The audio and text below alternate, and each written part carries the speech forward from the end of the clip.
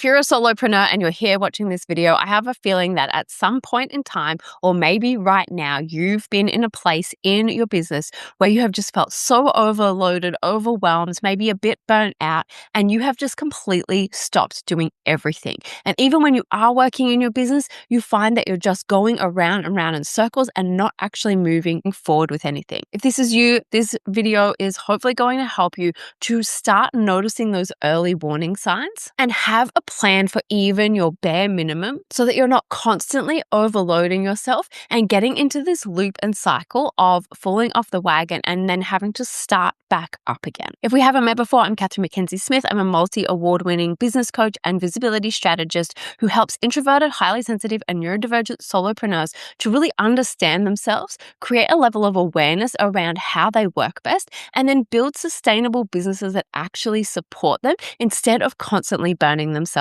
out. In every single video, I want to give you just one new way to think differently about how you can accommodate your needs in your business so that you're not choosing between growth and actually taking care of yourself, and you can find a way to do both. So whether you are in that place right now where you can feel that you've hit burnout, you've just completely stopped everything, you've dropped all of the balls and nothing is moving forward at all, or you're starting to feel that maybe you're on the edge of just being slightly overwhelmed or just really getting to that place where you're about to burn out. In this video, I'm going to share with you the number one thing that I have found has really helped me to identify when I'm on the way there instead of way past it, especially as a neurodivergent solopreneur, where I used to just completely miss all of the signs and then just everything would stop. My best tip that's helped a number of my clients and myself to actually cut through that overwhelm and figure out what's actually really important, and the easiest way to get back to baseline plus a free resource for you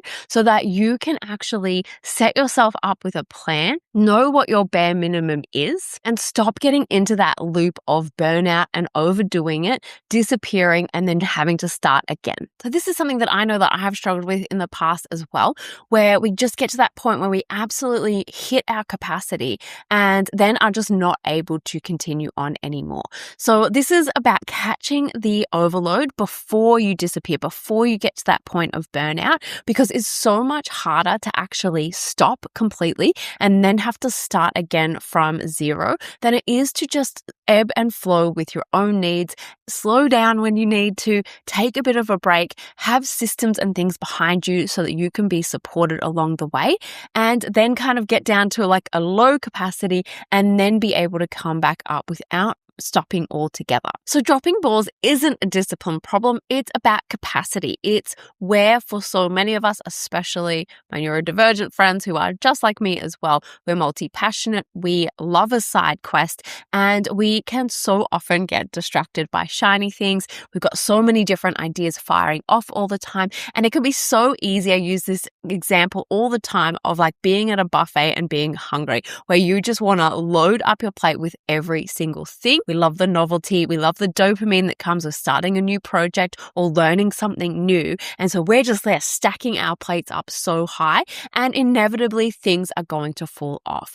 And so this isn't about stop doing that, stop being who you are, but how can we manage it better so that we're not completely overwhelming ourselves and putting all of that pressure on our business as well. And that mental load or being at maximum capacity is going to look different for all of us. So what is really important is that you start to identify what that is for you.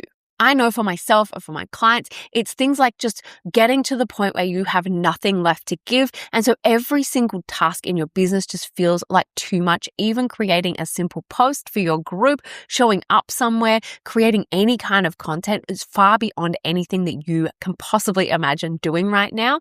I know for myself, it's when I'm losing time. Suddenly 4 hours has passed and I haven't actually done anything, but I've been sitting at the computer, I've been bouncing around from different tabs, and I've been getting distracted by all of the noise outside and not focusing in on the things that I really needed to get done. It might look like missing appointments or showing up late, just not knowing what you should be focusing on. And so getting distracted by social media, scrolling, buying low ticket offers, looking for that external dopamine. But what we're actually doing is we're just adding more stuff onto our plate when we need to be starting to clear the decks and actually find that clarity to come back to what are the bare minimum things that I need to be doing this week. And so this is obviously going to look different for each and every one of us. And the most important thing is that you really start to identify, what do dropping balls look like for you? What are those early warning signs that you are either burnt out completely or you're starting to get to that point? Dropping balls can look like not doing things that you know you needed to get done or that you said you would do,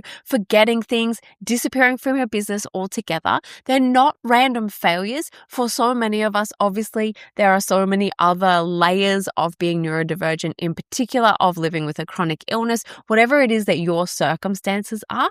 But so often they're symptoms of overload where you need to actually pay attention to those. As a solo business owner, there's always lots of balls to juggle, full stop. That's just the job. We're doing multiple different roles and we're trying to get everything done throughout the week. And so it is so easy for those balls to start dropping the moment we start to get into that point of really hitting our capacity. These are not all separate things. Obviously, sometimes when we are focusing our energy and intention on a launch or a project that we are really wanting to get done, it does mean that we're going to slow down other areas of our business. We're maybe going to be in a more winter, behind the scenes working phase than we are in a summer high visibility phase. And when that's intentional, that can actually be an amazing and wonderful thing. But when we're doing it from a place of just being so overloaded, overwhelmed, and not really getting anything done, that's when we want to start paying attention. Dropping balls is a symptom, not the diagnosis. The real question is, what's your capacity actually at right now? And I know for neurodivergent people, this can be really, really challenging for us to just not even necessarily have that awareness. So many of us have been masking for so much of our lives that we actually just are completely unaware of what we need and when we have just gone way past our capacity because we've been used to pushing and often been criticized or judged or just felt like there's something wrong with us when we have needed to take that break or that step back because our needs are different from what most other people's needs are. And so even I miss this sometimes, even though it's something that I help a lot of people with and I've been actively trying to do better, especially in the context of my business. And so by the time I'm missing weeks or I'm not sending emails, I'm not putting out any content, and I'm just missing the smallest things, dropping the tiniest balls, that is already too far gone for me. It's kind of like the way they say, if you are thirsty, you're already dehydrated. But what we can do is start to develop these signals or have an understanding of the indicators that are actually our most important things to pay attention to. With no indicator, it's so easy to miss it, and then weeks go by and then those balls just keep dropping and it gets really dire.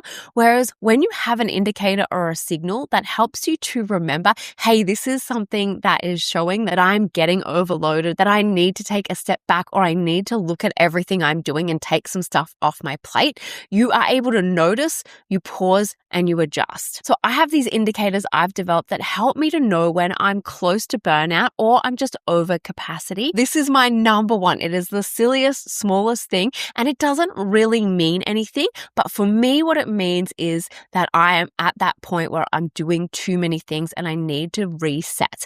And it is the way that they track activity on the school platform. Once you have had 10 engagements or more per day for 30 days on school, you get a little flame emoji next to your name. That can be as simple as just liking 10 posts. And as you can see here, about 2 weeks ago, I lost my flame and I have not lost it since November, and that is twice in 1 year. And so I bet if I went back to then, I can't even remember what happened in November last year, but I would have been in a similar place to where I'm at now. And that to me was a sign I need to go back and I need to reset because I'm just doing way too much right now. And I was absolutely right. It seems like such a silly thing. I don't get upset about it because I lost the emoji, but for me, it's an indicator. It's a really small reminder of if you can't do this one super simple, easy thing, there are a lot of other things that are getting missed as well. You don't need to use my indicators, but what I really want to encourage you here is to start identifying what those might be for you. What are your bare minimums in your life or in your business?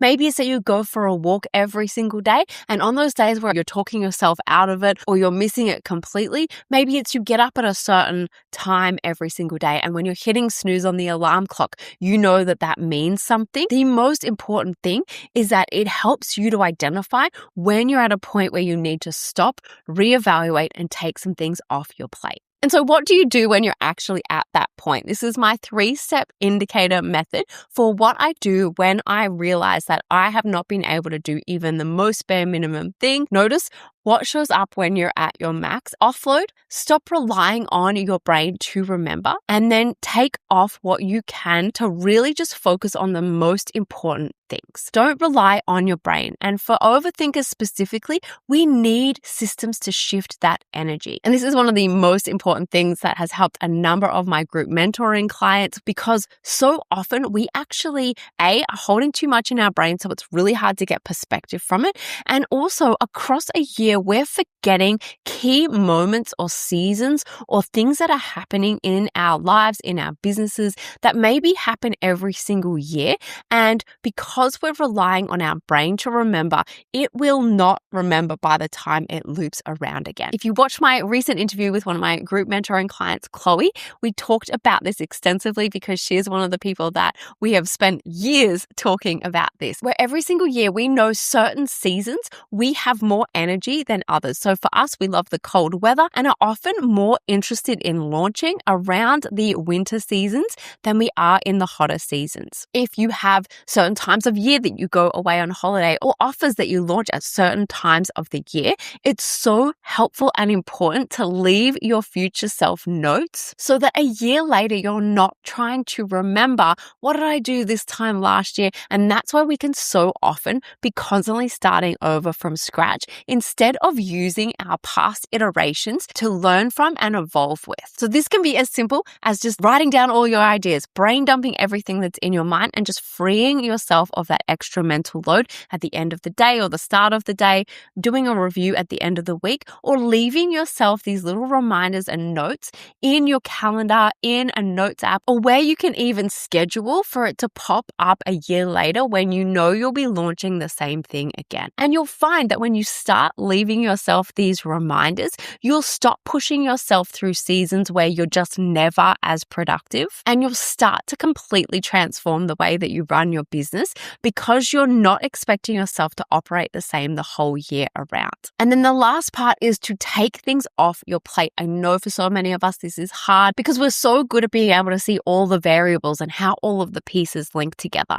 But honestly, this is one of the best things that you can do. And I always think of that Coco Chanel quote that's like, when you get dressed and you put all of your jewelry on, take 3 pieces off. It's kind of like that. It can feel difficult to decide. It can feel like we're going to get FOMO or we're going to miss an opportunity. But if we can pick one thing that we are going to focus back in on and do really, really well, instead of trying to do 20 things, even if we know at a certain point we were able to maintain all of those things, eventually we got to that point where it wasn't sustainable anymore and we dropped all of those balls. So let's start small, build a foundation until it feels easy and we can keep, rinse and repeating it before we start adding anything back on. Trying to do everything makes it so hard to do anything, especially on a long-term basis. Give yourself some wins, which is actually the free dopamine that so many of us are looking for when we're at the buffet piling our plate up. And instead of doing that, dropping all the balls and then feeling bad, by being able to get those wins over and over again each week, we can get that free dopamine from there. And lastly, let me just show you the visibility map. This is your slow down moment. And so notice the patterns of what are the platforms that you're on.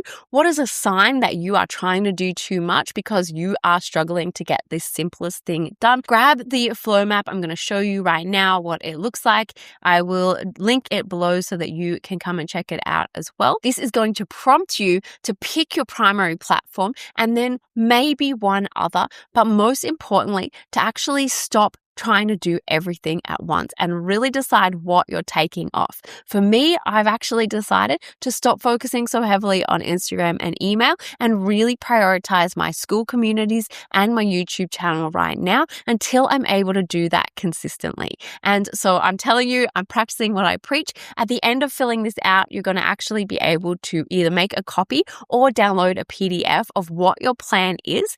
Come into the group, share with us what your direction is. I've just posted this in here now. And this is something, if you're in Australia, you might know the show MasterChef. I worked on MasterChef back when I worked in TV, and you'd always see those people who were trying to do in a challenge, they're trying to make a main and a dessert to really try and impress the judges. And so often they would say, just do one thing and do it well. And this is the same basic principle. How can you do less, but keep showing up? Do it on an ongoing basis. Find a way to get that win and feel really good about that instead of trying to do 20 different things and either maybe doing one and still feeling like you didn't quite reach your goals. Really think about it from a place of not when you're at your best and making decisions of when you have those weeks where you're just getting so much done. And as much as we want to be in that place all the time, if you're like me and you have inconsistent energy, you sometimes have executive dysfunction, or you just have a lot of life things going on right now,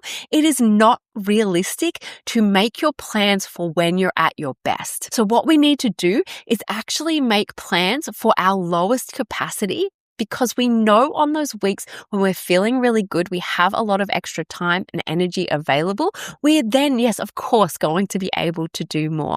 But what we want to do is create a plan for the weeks where we're at our bare minimum so that we're not setting ourselves up to fail. This takes time to integrate and implement and really truly understand when you're building a proactive business versus a reactive one, because it's literally going against the way that we have been conditioned and the way that our nervous systems operate. I hope that you found this video helpful and it's given you something to think about. And even if you just do one thing to start to identify what your early warning signs or your signals are that you're heading into burnout, please let me know if you have any questions in the comments section below. If the thought of creating less content or being on less platforms, even temporarily, is starting to freak you out already and you know you're going to struggle with that, I'm going to link the video about why I think doing less is actually better. And if this is the kind of business that you want to start running that is focused on how to take care of yourself and make accommodations for you first and actually build something sustainable that isn't choosing between business success and your own needs, I'm going to be running my Cozy Business Ecosystem workshop really soon. I'm going to pop all the details below for that. Thank you so much for watching. I hope that you found this helpful, and I will catch you in the next one.